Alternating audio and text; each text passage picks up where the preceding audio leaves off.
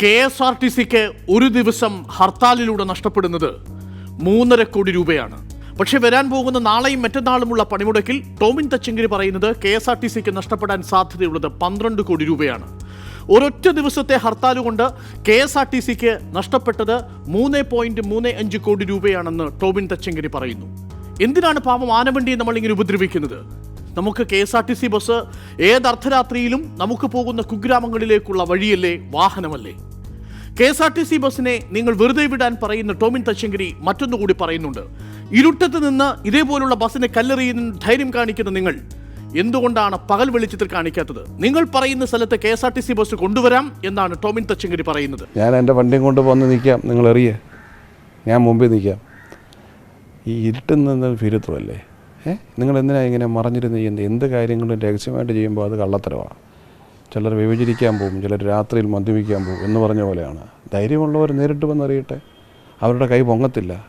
കാര്യം ഈ ആനവണ്ടിയെ നേരിട്ട് കണ്ടാൽ അതിൻ്റെ മുഖത്തോട് നോക്കിയാൽ അതിനെ അറിയാൻ തോന്നത്തില്ല. കഴിഞ്ഞ തവണ ഒരൊറ്റ ദിവസം കൊണ്ട് ഹർത്താലിൽ തകർന്ന ബസിന്റെ കണക്കുകൾ നമുക്ക് നോക്കാം. തിരുവനന്തപുരത്ത് മാത്രം ഹർത്താലിൽ ഒരൊറ്റ ദിവസം കൊണ്ട് തകർന്ന ബസിന്റെ എണ്ണം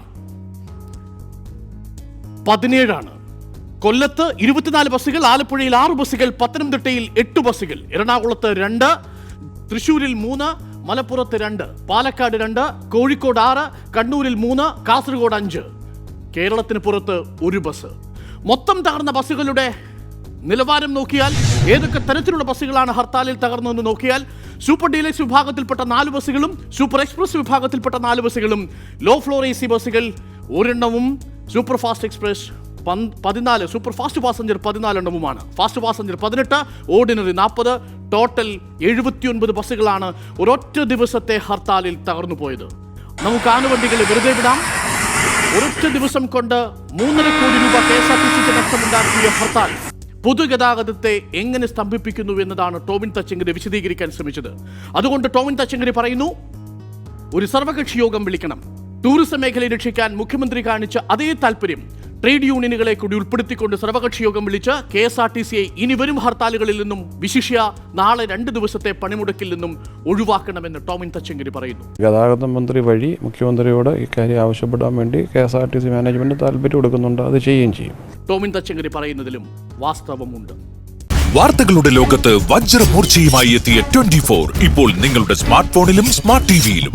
DTHO കേബിൾ കണക്ഷനോ ഇല്ലെങ്കിൽ പോലും ഇപ്പോൾ നിങ്ങളുടെ സ്മാർട്ട് ടിവിയിൽ ഇന്റർനെറ്റ് ഉപയോഗിച്ച് യൂട്യൂബ് ആപ്പിലൂടെ 24 ന്യൂസ് ചാനൽ നിങ്ങൾക്ക് ലൈവായി കാണാം.